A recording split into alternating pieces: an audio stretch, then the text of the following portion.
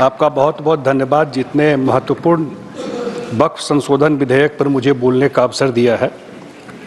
मान्यवर, जब यह संशोधन बिल आया था तो जरूर एक संशय की स्थिति हुई। हमारे मुख्यमंत्री नीतीश कुमार जी हैं, उनके पास भी जो मुस्लिम समाज के लोग हैं, उनके धार्मिक संस्थाओं के लोग हैं, वो लोग मिलने के लिए आए। ये भी चर्चा हुई कि इस साल बिहार में चुनाव है तो बिहार में क्या होगा। और जब उनसे मीटिंग के लिए आए तो मैं भी उस मीटिंग में था और उन्होंने अपने कंसर्न बताए कि क्या कंसर्न है उनके। उस कंसर्न में पार्टी के स्तर पर भी और सरकार में भी आकर के मुख्यमंत्री से मिल करके उन लोगों ने अपना कंसर्न बताया। और उनका मेन कंसर्न जो था वो यही था कि उनकी जो धार्मिक संस्थाएं हैं, चाहे मस्जिद हैं, चाहे ईदगाह है, चाहे कब्रिस्तान है, उस सब पर क्या असर पड़ेगा, क्या रिट्रोस्पेक्टिव इम्पैक्ट उस पर पड़ेगा, क्या वो खतरे में आ जाएगा।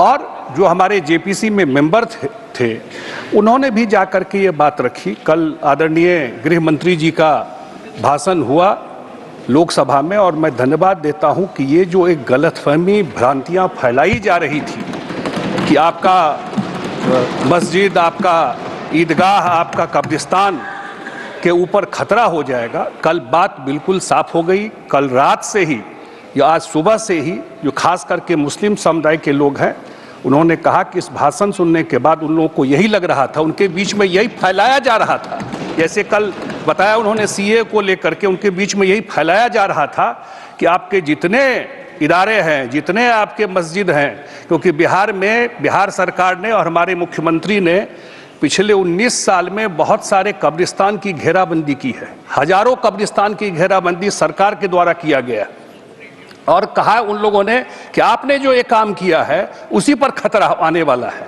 लेकिन कल बिल्कुल साफ हो गया कि जो कन्फ्यूजन फैलाने की कोशिश की गई थी वो बात वहाँ पर बिल्कुल नहीं है। और जो रिट्रोस्पेक्ट जो बिल लागू हो जाएगा उसके बाद जो परिस्थिति बनेगी या जो भी उस पर लागू होगा, पुराना जो भी स्थिति है वो बरकरार रहेगा। एक बात और, बिहार अकेला स्टेट है जो जातीय गणना किया। जातीय गणना में बिहार में मुस्लिम समाज के पसमानदा मुसलमान 73%, 73% पसमानदा मुसलमान है बिहार में। अब हमारे पास तो साइंटिफिक डेटा है, लेटेस्ट सर्वे है कास्ट का, उसमें कौन लोग हैं? उसमें राइन समाज के लोग हैं, अंसारी समाज के लोग हैं, मंसूरी समाज के लोग हैं। आज तक उनको कोई रिप्रेजेंटेशन इस वक्फ में नहीं दिया गया था, एक भी रिप्रेजेंटेशन उनका नहीं था। पहली बार जो पसमानदा समाज पर आप लोग चर्चा कर रहे हैं, वो पसमानदा समाज जो अति पिछड़ा समाज है बिहार में और मेजॉरिटी है, 2/3 बहुमत उनका है, पॉपुलेशन उनका है, उनको पहली बार इसमें जगह मिला है कि उनके भी रिप्रेजेंटेटिव इसमें रहेंगे। उसी तरह से जो महिलाओं को लेकर के आया है कि महिलाओं का भी स्थान इसमें रहेगा।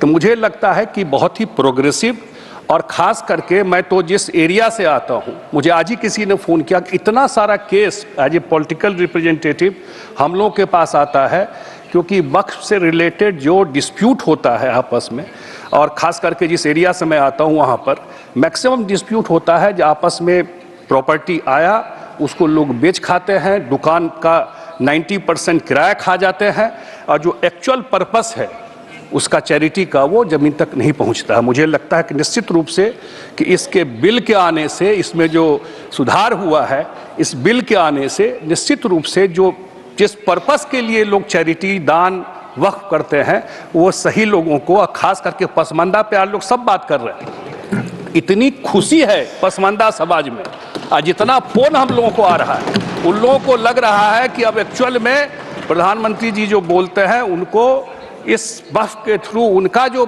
समाज है, हम नहीं देखते हैं अभी तक, हम लोग तो देखते हैं बिहार में, अभी तक बिहार में कोई भी ऐसा हॉस्पिटल, ऐसा कोई स्कूल, ऐसा कोई चैरिटी का काम वक्फ के पैसे से किया गया हो। तो पहली बार वहाँ पर उन लोगों को लग रहा है कि एक बार जब ये कानून लागू हो जाएगा, ट्रू सेंस में उनका जो गरीब मुसलमान है उनके बीच में काम होगा। और ये एक मैसेज, एक डायरेक्टिव, एक मैसेज गया है, जो भ्रांतियां थी वो भी ख़त्म हुआ है। मैं एक बात जरूर, क्योंकि मैं अपने पार्टी के तरफ से ये बात जरूर एक बात कहना चाहता हूं कि जो हम लोग की सरकार बनी वहां पर कांग्रेस के लोग भी बैठे हुए हैं, बिहार का सबसे बड़ा दंगा भागलपुर दंगा हुआ था, सबसे बड़ा दंगा हुआ था, हजारों लोग मारे गए थे, पता नहीं नए लोगों को शायद ध्यान नहीं हो। और 15 साल सरकार रहा आरजेडी और कांग्रेस का, दंगा में न्याय लोगों को नहीं मिला, 15 साल जांच नहीं हुआ, जांच नहीं हुआ दंगा का, 15 साल में कोई जांच नहीं हुआ। जो दंगा कराया उनको सम्मानित किया जाता था, उनको सम्मानित किया जाता था।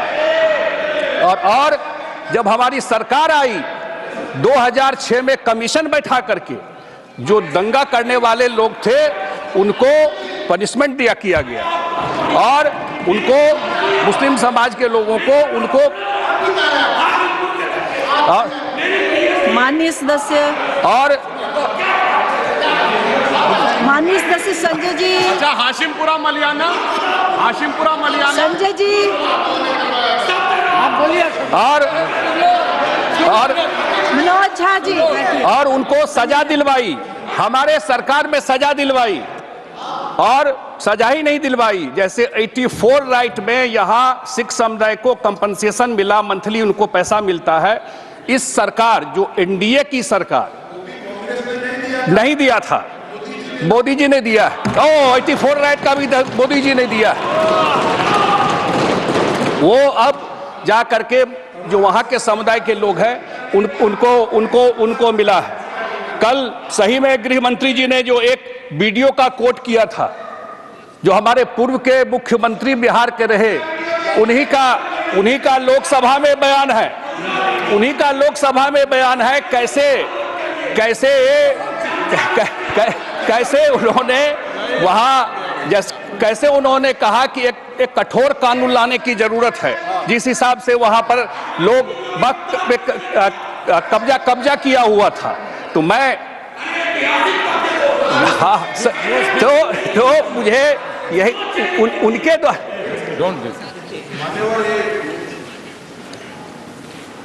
मैंने कल जो कहा, थोड़ा संजय झा जी के बोलने में गलती हुआ, ये ऑब्जेक्शन रहे।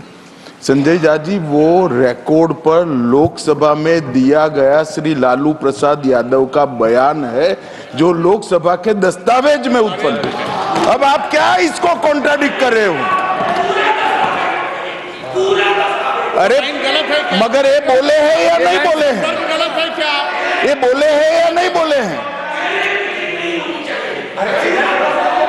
मनोज जी ये बोले हैं या नहीं बोले, इतना बताइए आप। के रूल है, साइटेशन ऐसे नहीं होता है। साइटेशन कैसे होता है सिर्फ आपको मालूम नहीं है? नहीं सर, आपको भी मालूम होगा, लेकिन चेरी पिकिंग मत करिए। देखिए ऐसा है मनोज जी, सभानता के साथ बोलना पड़ता है। पूरे भाषण में से एक पैराग्राफ जो मैंने पढ़ा वो बोले हैं या नहीं बोले हैं?